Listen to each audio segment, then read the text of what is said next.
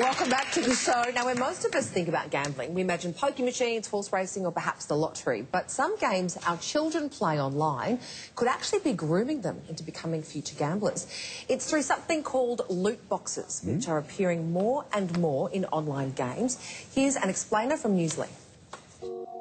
More and more these days, video games are coming with an extra game of chance built in. Whether it looks like a crate, a suitcase, or a deck of cards on your screen, the principle is the same. You can pay real-world money to collect in-game items through loot boxes. These boxes reward cosmetics, in-game currencies, or in some cases that gamers famously find distasteful, power-ups that give you an advantage over other players. It's all random. You lose by receiving duplicate or low-quality items, and in some cases you can even cash out whatever you win for real money again. That sounds a lot like gambling, and new research from psychologists in New Zealand suggests it's psychologically indistinguishable. Loot boxes have the same effect on the brain as a slot machine.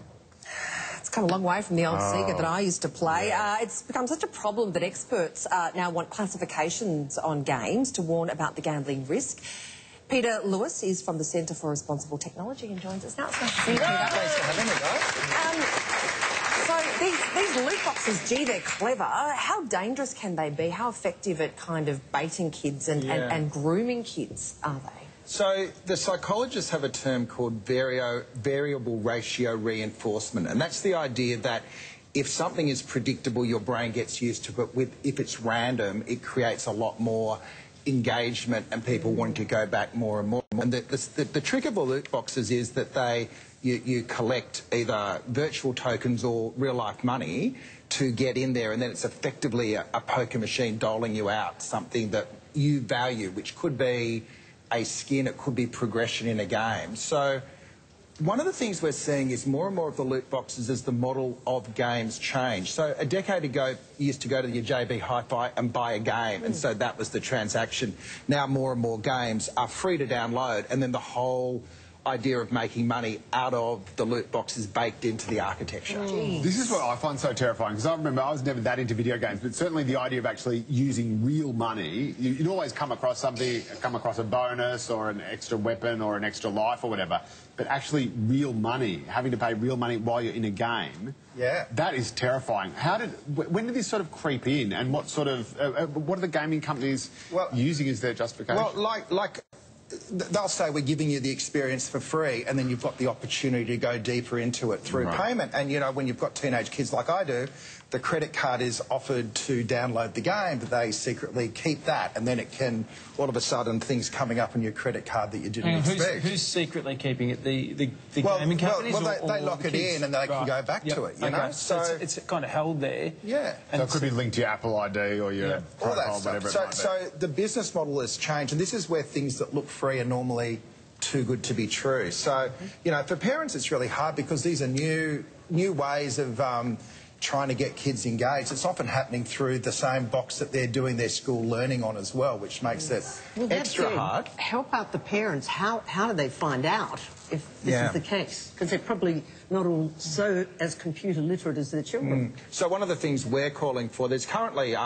a government review into classifications. At the moment, games are a bit like movies and TV. They look at the content. So if there's sex or drugs or violence, what we would like to see is also a rating based on the architecture of the games, and if they're using these variable ratio reinforcements and loot boxes, that actually attracts a higher rating and a warning. But how do parents know?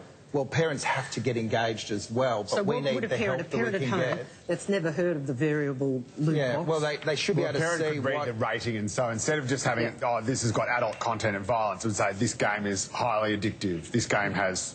gambling at the moment, that's not the case, though, is it? At the moment, we're all making it up as we go along because... So how do parents today go to the computer game and figure out if it's... They don't. They can't. That's the problem. They don't. They only see the impact of that when they're having to fight to get the kids off the game. OK, so what would you suggest to parents? Well, I think for parents it's understanding the model of the business. If something is a free download, asking a few questions around that, setting up rules in the house, and then, you know, backing in the classification regime. And that said, I mean, clearly we're worried about kids really getting sucked into gambling, but there's still only a small percentage that will become addicted, but there is a percentage. So what's your overview of how dangerous this could be? So I think there are different levels. There are the kids that are going to go into gaming, or gambling, but there are also a huge cohort of teenagers that are getting sucked more and more time online. And these techniques, whether or not they're leading to the cash transactions,